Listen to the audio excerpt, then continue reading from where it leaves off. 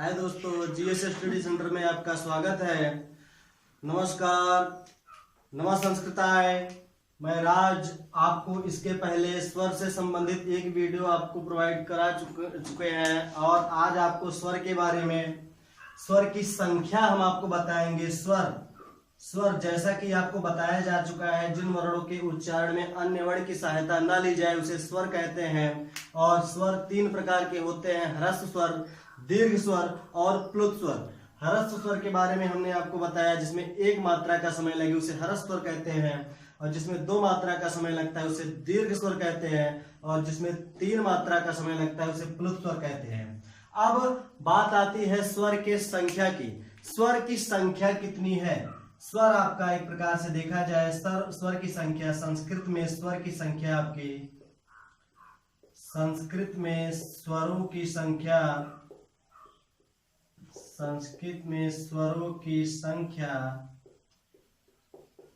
13 मानी गई है। और संस्कृत के मूल स्वरों की संख्या कितनी मानी गई है? अब आई बात मूल स्वरों की, तो मूल स्वरों की संख्या 9 मानी गई है। अब आप कहेंगे संस्कृत में स्वरों की संख्या 13 और मूल स्वरों की संख्या 9, ऐसा कैसे संभव है? तो मूल स्वर जो आप देख रहे हैं, हम आपको बताएंगे कि स्वर जो होता है, स्वर को अच प्रत्याहार के नाम से भी जाना जाता है।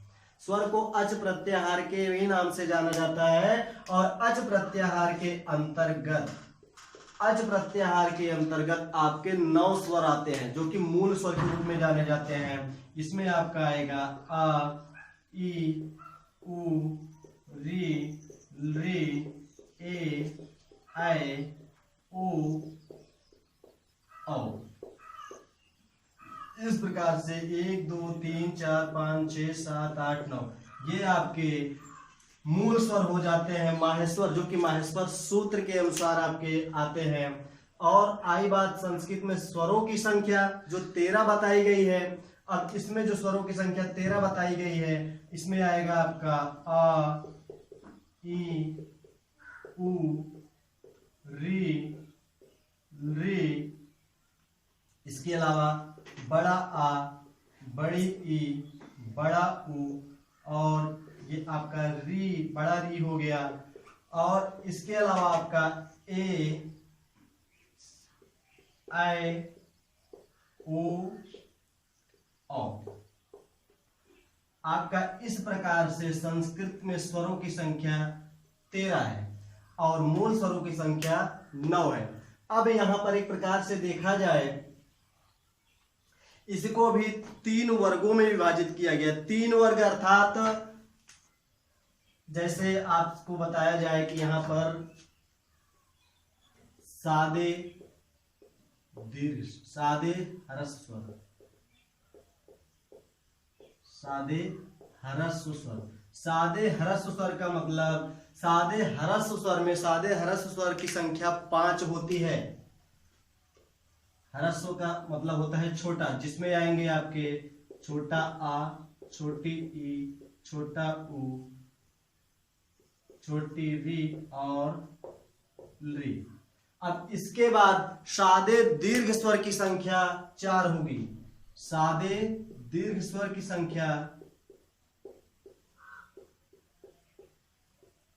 इसकी संख्या होगी 4। इसमें आएंगे आपके बड़ा आ, बड़ी ई, बड़ा उ और बड़ी री।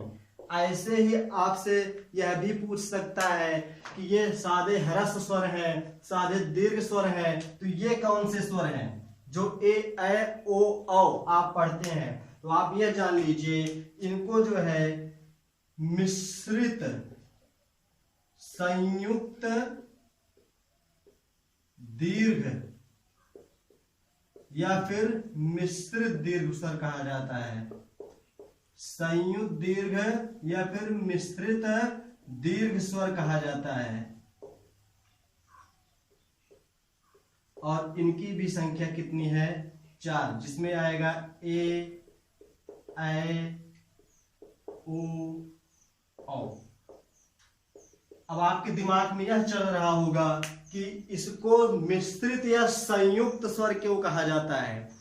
आपको हम एक बात और बता दें, आप लोग पढ़ते हैं संयुक्त व्यंजन।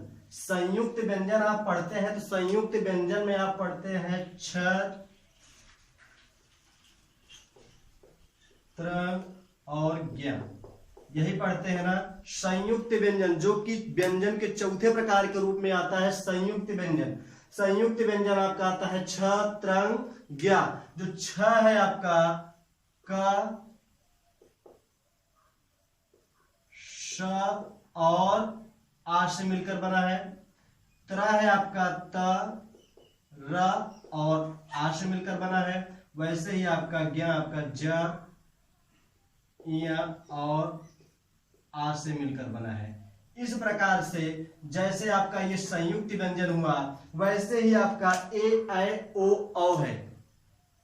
यहां पर ए आपका बना है, ए आपका बनेगा आ और ई मिलकर। दोनों विजातीय स्वर हैं, सजाती मतलब एक समान स्वर नहीं है, एक समान स्वर नहीं है, दोनों एक प्रकार से देखिए आ के बाद ई आया है, असमान स्वर आया है।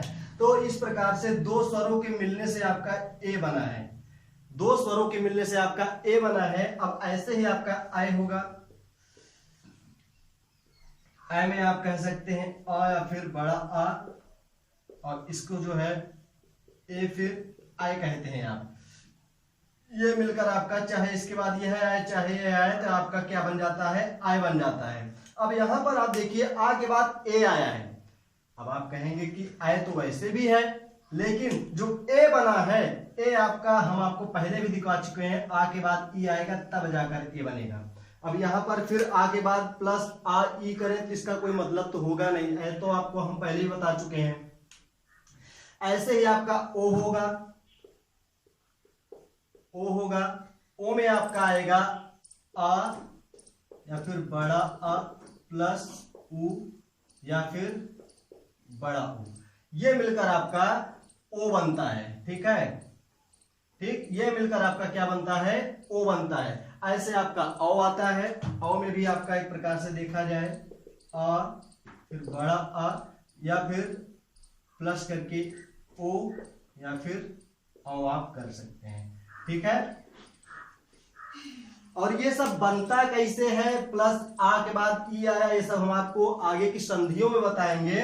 लेकिन आप यह जानते रहिए कि ये संयुक्त स्वर या फिर मिश्रित स्वर है, इसलिए हम आपको थोड़ा सा ये बताना चाहते थे कि ए आपका बना कैसे, ए आपका बना कैसे। अब कैसे बनेगा ये आपको हम आगे के संधि के टॉपिक में बताएंगे। अब आपको हम यही बताना चाहते थे यहाँ पर कि यहाँ पर संस्कृत में स्वरों की संख्या 13, मूल स्वरों की संख्या 9, और जो मूल स्वरों की संख्या है अज प्रत्याहार के अंतर्गत आएगा। अज प्रत्याहार अर्थात माहेश्वर सूत्र के जो 14 माहेश्वर सूत्र हैं महर्षि पाणिनि के द्वारा जो निर्धारित किए गए हैं शिव जी के द्वारा डमरू बजाने की वजह से सॉरी, तो यहाँ पर अज प्रत्याहार के अंतर्गत जो 9 स्वर आए हैं ये मूल स्वर कहे जाते हैं। और इसके अलावा हमने कहा संस्कृत में स्वरों की संख्या 13 है। तो जैसा कि हमने आपको दिखा दिया कि बड़ा आ, बड़ी ई, बड़ा उ, बड़ी री, इसका जो है इसका वर्णन माहेश्वर सूत्र में नहीं किया गया है, और इसी को लेकर हमारे पास संस्कृत में स्वरों की संख्या 13 बताई गई है। और हम आपको यह बताना चाहते हैं, आपके दिमाग में एक बात और चल रही होगी, ये तो सारी बातें हो गई, आ से लेकर औ तक की हो गई, लेकिन एक चीज और आपकी छिप रही है यहाँ पर, अंग आहा। अब आपकी एक चीज छिप रही है यहाँ पर, अंग और आहा। देखिए अंग और आहा, देखिए अंग क्या है, अंग को हम अनुस्वार के नाम से जानते हैं। अंग क्या है, अनुस्वार। और जो आहा है आपका, आहा एक प्रकार से आपका विसर्ग है। आहा क्या है, विसर्ग है। अंग आपका अनुस्वार है, आहा आपका विसर्ग है। ये तो ना तो स्वर है और ना ही ये व्यंजन है, ये आपका अयोगवाह है। क्या है, अयोगवाह। इस प्रकार से अब आपके दिमाग में एक क्वेश्चन तो बन ही गया होगा कि अंग और आहा ये 2 अयोगवाह हैं, लेकिन ये 2 के अलावा आपके 2 अयोगवाह और हैं। दो अयोगवाह अर्थात एक उपधमानी और एक जीवामूलीय। देखिए दोस्तों, जैसा कि आपको बताया गया यहाँ पर अं आहा, अं और आहा आपका अयोगवाह है। और अयोगवाह, संस्कृत में अयोगवाह की संख्या जो है, अयोगवाह की संख्या जो मानी गई है, अयोगवाह की संख्या 4 मानी गई है। अयोगवाह की संख्या 4 मानी गई है। 4 में जैसा कि हमने आपको बताया अं है, आहा है, इसके अलावा आपके उपधमानीय वर्ण होते हैं, उपधमानीय वर्ण, और होते हैं आपके जीवामूलीय। क्या होते हैं? जीवामूलीय। अब उपधमानीय वर्ण क्या होता है? उपधमानीय वर्ण जो होता है आपका, आप देख लीजिए, इसी में थोड़ा सा बता दे रहे हैं, यहाँ पर स्पेस नहीं है। उपधमानीय वर्ण जो होता है आपका, ये प और फ जो होता है, इसी के आगे अर्ध विसर्ग के रूप में ऐसे लगा होता है, इसी को उपधमानीय वर्ण कहते हैं। और जो जीवामूलीय वर्ण होता है, जो क होता है और ख होता है, इसके भी आगे आपका इस प्रकार से अर्ध विसर्ग के रूप में लगाया जाता है। जैसा कि आप देख रहे हैं, 2 आपके ये है, 2 आपके ये है। ये उपधमानीय वर्ण है और ये जीवामूलीय वर्ण है, और अं है और आहा है।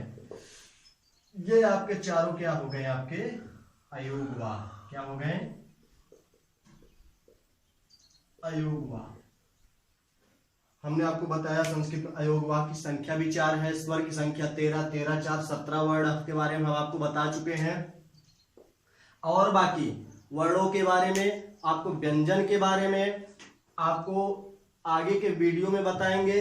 आपको अगर हमारा वीडियो पसंद आया हो तो ज़्यादा से ज़्यादा लाइक करें, शेयर करें, और हमारे चैनल को सब्सक्राइब करना न भूलें।